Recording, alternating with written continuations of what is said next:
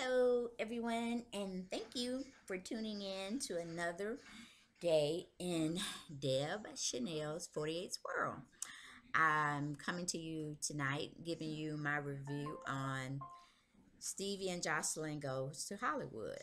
And the episode will be titled Risky Business, Season 1, Episode 5. Let's get right on into it. Okay, it takes us back to when Jocelyn left us off last week when she was getting ready to start her performance for the event that she was at. She stopped the show because her mic wasn't amplified or it wasn't turned on. So that's pretty much like was the cliffhanger that they left us in last week because I assumed that she wanted to go on and get ratchet. Excuse me. I walked today, so it kind of took some things out of me. Oh, and I suggest y'all look at those videos because I'm vlogging my exercise each day that I do exercise to let my viewers know that I am serious about losing weight and getting back on track. Because since I've been out of work, I've gained 12 pounds. And I know it's just because of the nonsense eating and feeling kind of dizzy too. But I want to go on and give y'all my review, push forward. But I think it's just really coming from me exercising that. Oh, excuse me. Just getting back into that world. It's very hard. I tell you. Don't get obese or fat. Because it just takes too much time and effort to basically get it off, and a lot of frustration.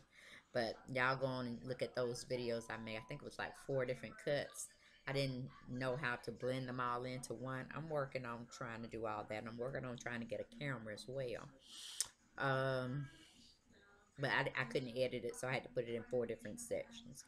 But getting back to review, um, the review was real good. Like I said, I always enjoy each episode that they give me. I didn't too much care for Stevie and Laura Ann Gibson, sitting in the back watching Jocelyn perform. And I'm sure she cut her eye over there to where Stevie and Laura Ann was. And I was so there for her when she finished her clean routine and thanked everybody for coming out to view her and everything. Because I thought it was nice. The costumes was hot, and keeping in the content in the context that the director or the promoter for the Puerto Rican festival that week or that weekend, she gave specific instructions and roles that Jocelyn was supposed to adhere to. Because if she didn't, she was just going to cancel the whole show, or not necessarily the show, but find another act, but replace Jocelyn in that slot. So, I mean, she was just adhering to what was set out for her for rules and regulations to follow. And she even had the conversation with Stevie on the previous episode. So, I don't understand why Stevie was, kind of like putting her down in a way. Like when she got off stage, she didn't run over there, but she sashayed her way over there, huh? And just waiting to, see what positive things Stevie had to say regarding her performance. And it was like, he couldn't look at it because it was just so trifling. It was normal. It was just not what she was supposed to be given when she hit the stage. But evidently, I don't know, Stevie must have not gotten enough rest or whatever, but it was supposed to be a clean show. So, no, it's not going to be presented the way you would normally see her in that form, in that fashion. So kudos to Jocelyn for standing up for herself, booking her own gigs, and being true to form. But she loves kids, she loves family, so she had to do what she had to do. And she right, she didn't really need no help from Laura Ann, not with that particular stage performance, but how she get down on her other performances. She does a great job, and she caters to who she's marketed to, um, personality of people that she's trying to reach. But like I said, when she came off stage, she ran to get Stevie's opinion on her act, and you know she kind of knew that Stevie and Lorianne had been chuckling and trying to say something non-positive about her act because I can't even remember because I was sitting up there mad at Stevie that he would turn trick on her like that, and that she would have to sit and justify you know what he was saying, as well as to get him to understand this is what she wanted to do, and she pulled it off without him. I think he was just you know binging on some male pride stuff that yeah, she did pull this together and she got paid for it. But like I said, he felt that she was amateur up there, that she was showing her skill level as amateurish, as well as it was like a high school type of talent show act, which I didn't think so. I think Stevie just was upset because she had did the thing and she had got it all correct. And the bottom line is that paycheck at the end of the day. So if the crowd was expecting something different or something of what Jocelyn normally puts out in her acts, then they need to take that up with the director, the promoter for the event, because she went and told Jocelyn what she wanted to see happen on that stage, not what Jocelyn can definitely give them and bring to the stage. So I think they just need to tone it down. But like I said, Stevie throughout the show he was trying to, kind of get her on his side. But like I said, he's gonna have to do a little bit more because I was with Jocelyn on that. He needs to be working on her album. He needs to be introducing her to different things. What about the acting job that she was supposed to be practicing with her dialect coach on her pronunciations and her speech pattern. Whatever happened to that. So I'm looking forward for them to do a follow up and bring us up to speed on that particular episode. But like I said, Stevie and Lori and Gibson didn't like her performance. They both thought it was amateurish, and Laura went on to say that she was speechless. And Steve was like, "Well, I can see the horror on your face." So I'm like, whatever. So the next scene takes place with Stevie's at home with his kids, and he's, basically feeling like the grandpa and the good dad, the good guy type mentality he always sticks to. And I was there for it.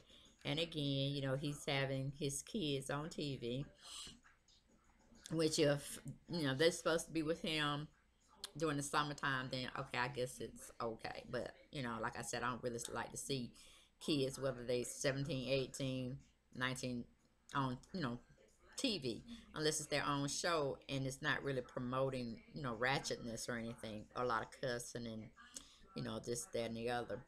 But they were sitting there, and he was just proud to have his children around him, and feeling like he was being the dad that they definitely needed when they were much younger. But he's in their life now where it counts. So I think they're like, giving him dad props and stuff of that nature. Because at that time, I mean, dad is needed regardless if they're coming out the womb, before coming out the womb, and just experiencing elementary, their primary years, and then middle school and high school. But I think most male figures, they need their dad once they get in middle school, in a sense.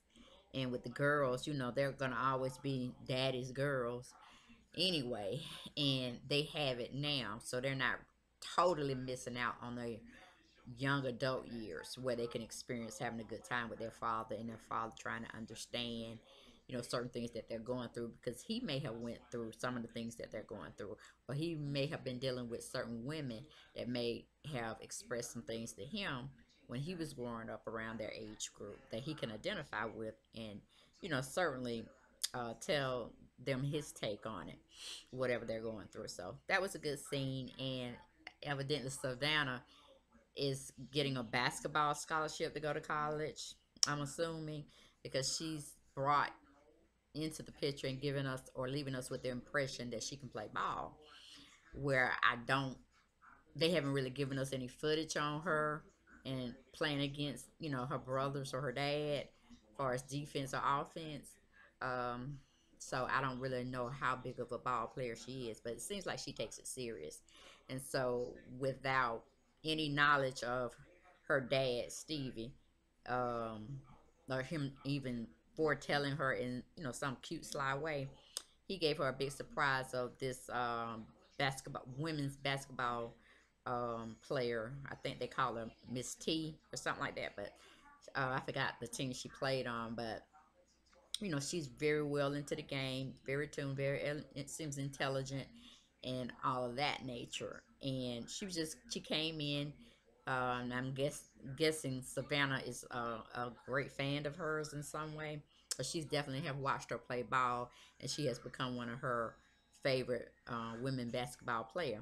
So she dropped by unexpectedly. I mean, Stevie knew, but the rest of the crew didn't know. And when she opened up the door, it's like, there she go, I can't believe you did this, da da da da. So I guess it was better than her getting her red bottoms that she didn't get a chance to win when she was playing ball or free throw shots when it last, well, the previous episode when she was playing outside with her dad and her brother. But it seems like she was there to answer any questions that she may have about the league or how she can improve her game on her high school level and making that transition into college level playing basketball. And it seems like outside she was giving her pointers and just giving her some direction in the field choice that she's going into. So I'm guessing I would have expected her to go into some type of academia type of career. And she may still be, but I guess she's getting her financing along with her dad helping her out, of course, um, with college funding. And she's going on a athletic scholarship. That's what I'm assuming, just by her being so fresh out the box, playing ball, and her goal was on trying to be a very good woman's basketball individual. So kudos to her. I hope all her dreams and endeavors come true with that if that's what she wants. Um, then we go to a scene where Stevie takes his two boys, Dorian and Stevie Jr. to 92.3 radio station and have a morning interview with Big Boy out there in Los Angeles. And, Stevie was all just googly eyed and like, a little boy being around something that he likes and his eyes are just lightening up and all that good stuff. So, you know, they must have had a very good radio session jam. I don't know how long he was there because kind of, they're taping their show and, they're just showing us bits and clips. So, usually I guess they stay an hour at the radio station and host and, try to answer any of the callers' questions they may have, about what he's doing now. And of course I'm sure they asked about Jocelyn and, those different factors. So that was a good film moment. Trying to solidify himself back into the entertainment business as being a an artist as well as a producer of goods, where he writes and plays music for different artists. So that's a good deal. Um, then it goes to a session where Jocelyn goes to the dance studio and meets with her choreographer, Ricardo. And, he's definitely always a special person to watch. He's always energetic, always positive, and, Jocelyn is blessed to have him on her team far as getting her routines together, listening to her. But he does give her his undivided attention, and he already knows the style that she wants to continue to create, but make it on a higher level. So and then she was confiding to him about everything that had transpired with her getting herself together and him helping her, of course, with that previous event that she starred in and danced in and sung. Um, he thought it was excellent. Of course, the moves were on point. Yes, they were elementary moves, and but they were okay or correct for the audience that they were reaching that day. So that was kudos to him and her. I don't understand why Lori Ann couldn't figure that out, or Stevie, but you know, I don't know. Maybe they both were kind of smoking something. Who knows? What's that looking like that? Give me that glare. Okay. Anyway, but she's having this deep conversation with him and just saying that she's ready to go to the next level, and she don't know if she's gonna be able to take Stevie with her because he's not doing his job, or she feels he's not doing his job and being supportive as both a manager and husband.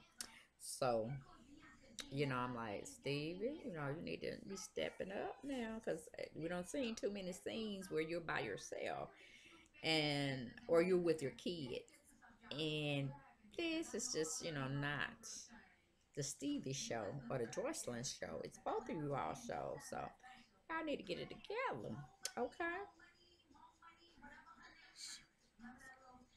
And he needs to be more aware, just being a man, of making his wife happy. And I know, and he knows Jocelyn is a piece of work to be, working with as an individual as well as an artist. So he knew what he was getting himself into.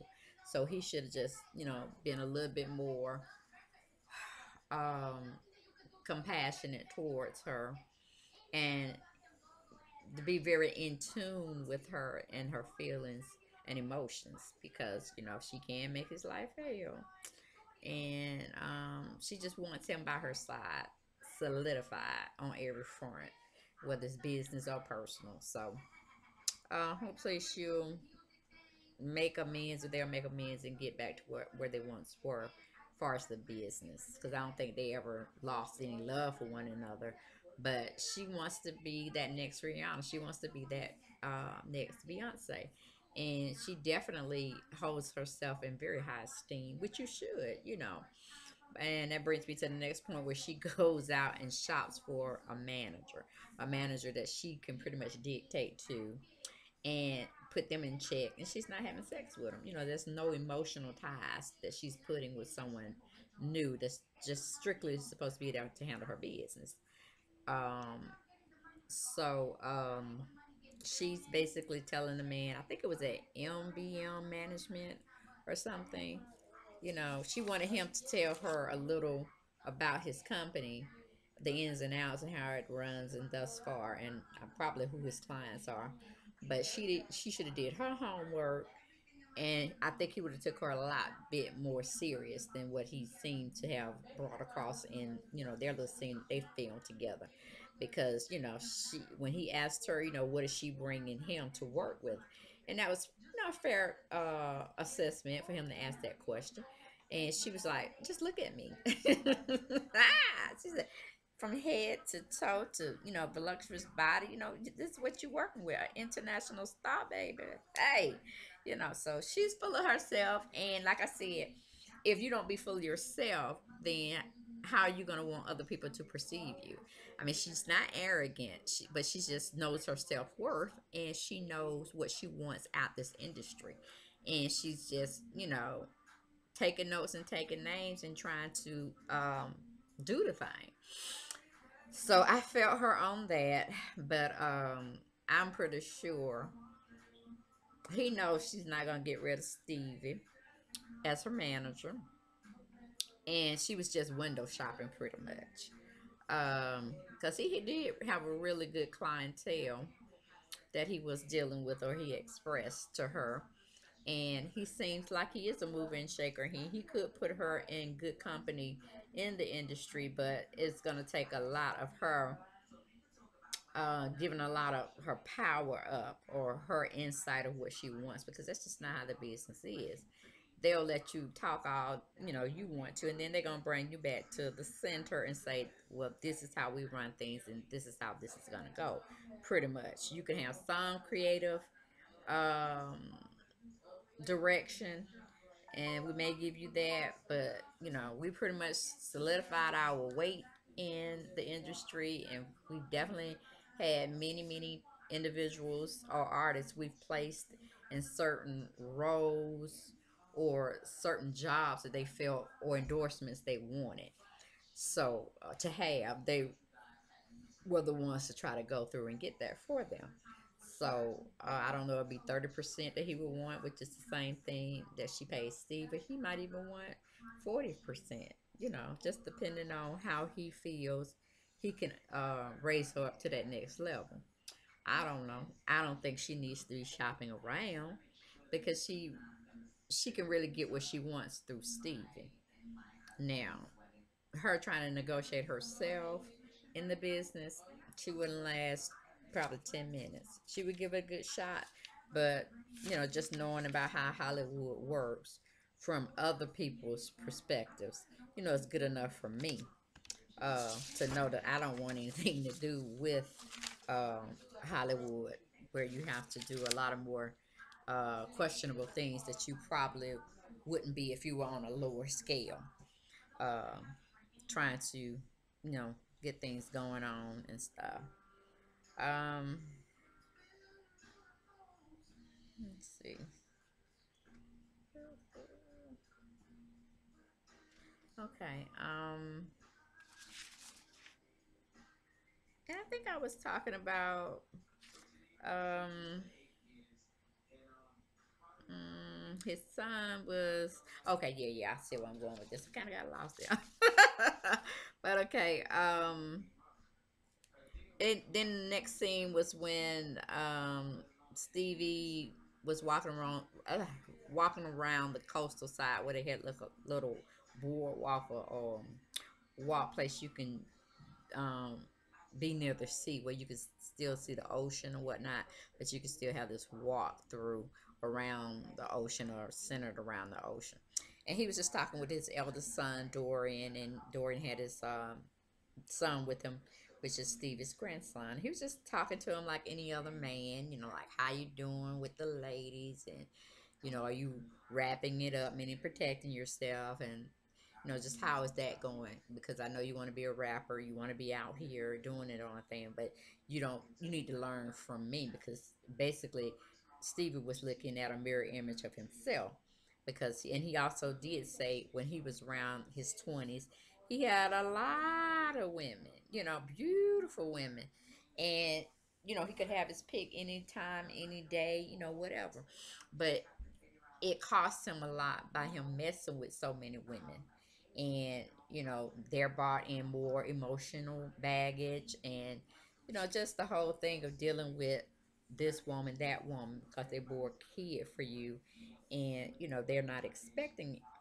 anything but what's deemed appropriate for their children. So he was just trying to give his son Dorian heads up on that continue to wrap yourself up, and just get to the point where you're just wanting that one person, because it's hard to keep a flock together, but it's more doable, or it's a doable situation and manageable situation when you're just dealing with one person and their emotions and all the flaws that they bring into the relationship as well. So he was just saying, hopefully you will get over having all these women around you, and the industry just brings them pretty much at your doorstep where you don't have to go too far to do anything, but you don't want to be held responsible for the after fact that you get when you're not protecting yourself, when you're meeting all these different women of the world, depending on how your career may jet off or take off.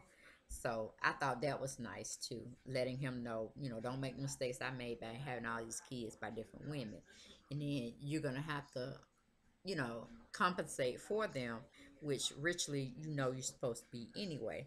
But then, when you're in the game or in the industry trying to make it as an artist, you're going to spend a lot of time away from the family and your kids.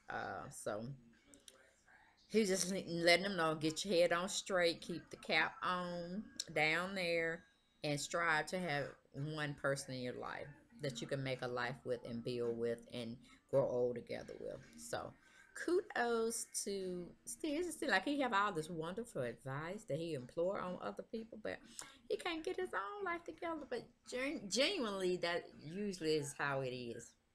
We can always fix up somebody else's life and their situation, but when it comes to our own, we kind of seem powerless, powerless.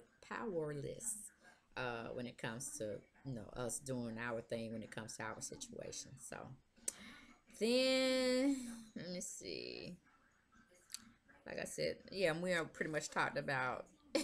Jocelyn was, telling the manager at MBM, look at me. I'm, pretty much the shit. I'm high quality.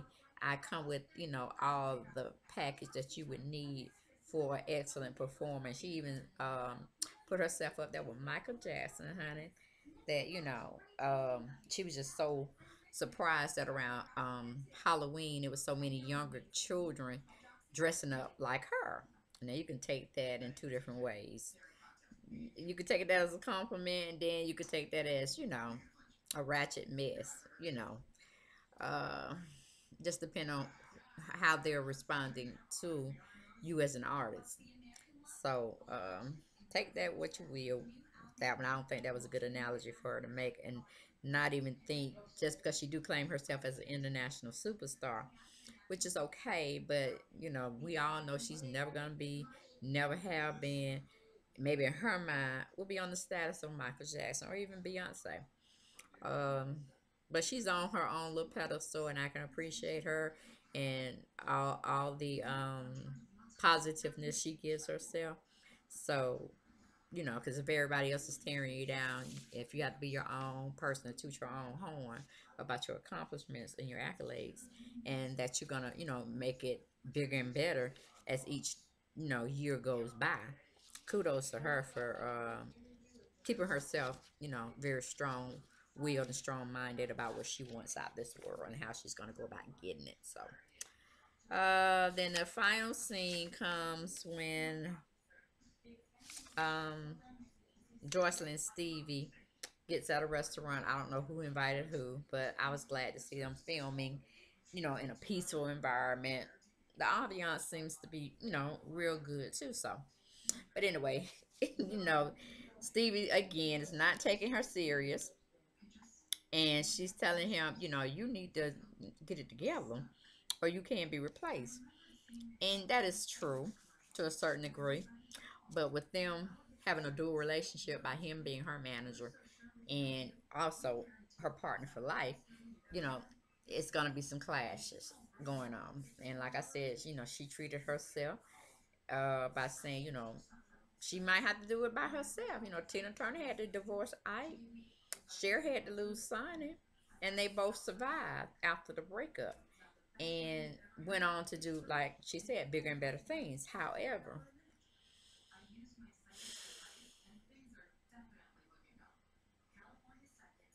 I don't think Tina Turner. I mean, I don't think Joyce never got beat by Stevie as such as Tina Turner did, and Cher and Sonny. I don't think he ever beat her either.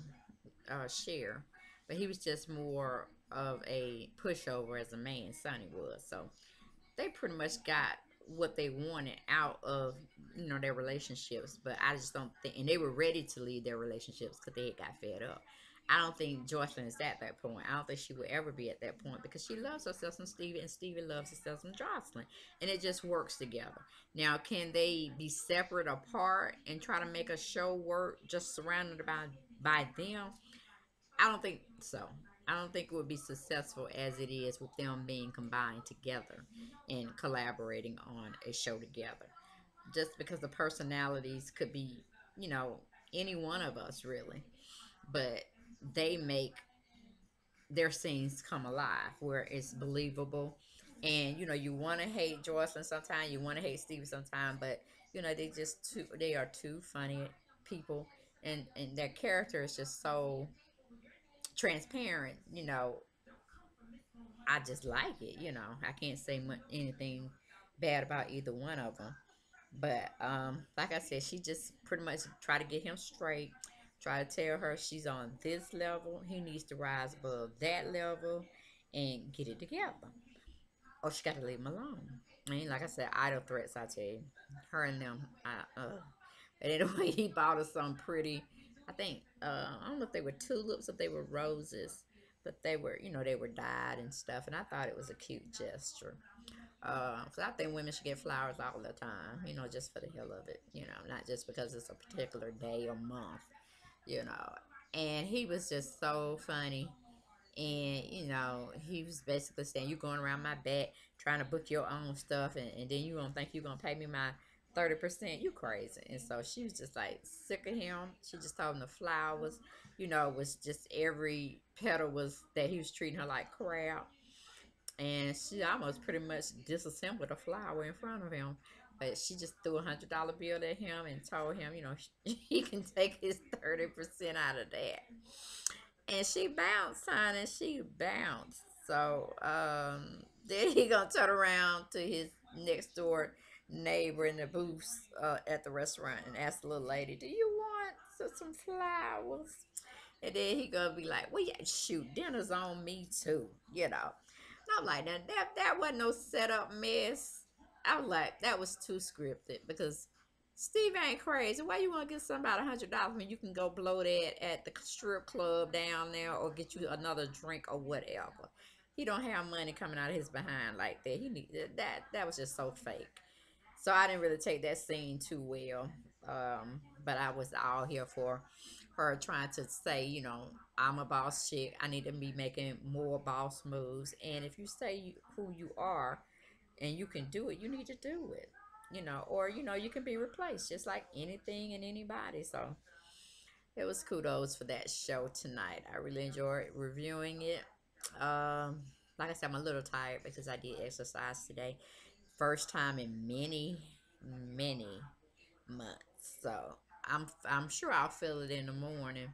But I took a Tylenol. So hopefully that'll help me out throughout the night because I tell you I was sore.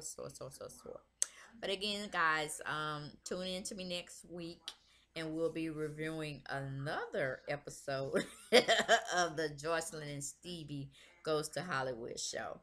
Be blessed, stay vigilant, and I'll see you next time.